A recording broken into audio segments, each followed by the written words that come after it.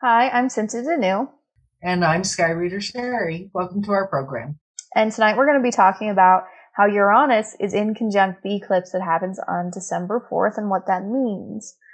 So here we have, the sun and the moon conjunct Mercury. That's the new moon eclipse going on.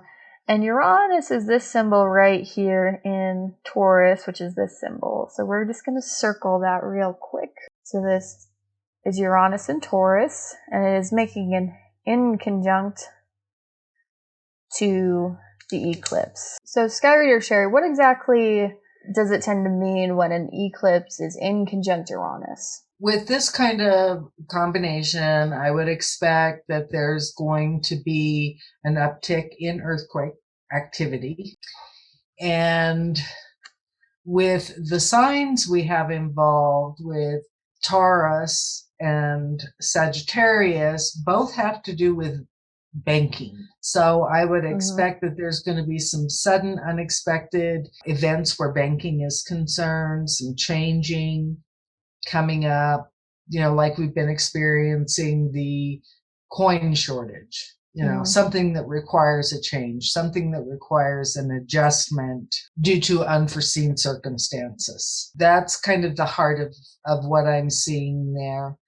And the interesting thing that's coming up is each new moon that's going to occur for about the next 6 months is going to have an aspect to Uranus.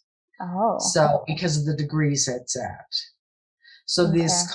there's going to be constant events for good or bad. Some are going to be easy, some are going to be difficult, that are activating the banking issues that are going on. Uranus goes direct on January 18th and will start moving forward, and it will inconjunct the solar eclipse point on March 21st of 2022. So I definitely write that date down in the calendars. Unexpected events coming up at that time. And it can be involved in banking.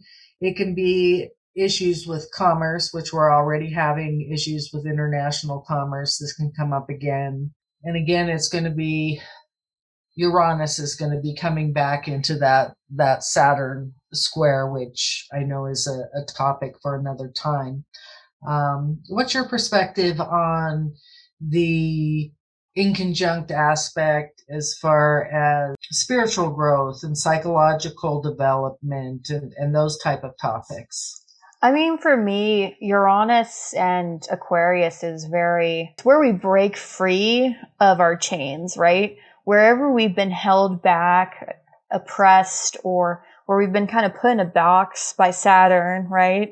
By Capricorn, we move into Aquarius, and we break free of all of that. That's when we have the realization where we become woke, per se, right? Where we wake up to that there's more than just our day-to-day grind. And so what I'm seeing with this eclipse, I mean, you could have potentially a lot of people that they just wake up, right? Because it's 2 Mercury also. So there's this potential that people might just break away from the culture, from the norm, from everything that they knew before, right? From those like dogmatic beliefs, from those negative beliefs that maybe have been placed into their subconscious from like a cultural or family perspective and environment, right? Those things may break and just dissolve, with that aspect of Neptune combined with this. It could just be this like breaking away. It can also be, physically breaking away from a culture or a place. It could also, I imagine, be this, breaking away from our engagements and agreements with other countries because of that too. Suddenly like just nope. There's something sudden happens and we're like, we're not going to stand by this agreement anymore. We're not going to engage with this country anymore because of something that happens. I mean, those are definitely some major things. Like you said, earthquakes, I would definitely expect. Other spiritual, psychological stuff, it's just really breaking away. And maybe a very piqued interest in astrology, I would imagine. I feel like a lot more people will suddenly become more interested in astrology because of that. In conjunct to Uranus and Taurus, which we value, and Mercury being the mind and how we think and what we believe, a lot more people might suddenly decide that astrology is real. Who knows? Yeah. That could definitely be a shift in belief systems. Mm. I could definitely see that. A shift in what one values. Solar eclipse in Sag, in conjunct Uranus, it can be, I want to go someplace far away. To make a change. Yeah. A more positive change. A spiritual journey. Spiritual journey, definitely. I could see that. Yeah. I think also it could potentially be like a sudden, really abrupt expansion of technology, right? Like something like, when the internet was created, there was a sudden explosion of like technology, right? And that I definitely could see that with, that in conjunction from Uranus, which is explosions, which is sudden, which is technology, to Mercury and Sagittarius, which is, expansive and new, new adventures, new ventures, potentially. I also am worried maybe potentially the banking system or like currency system could definitely break, right?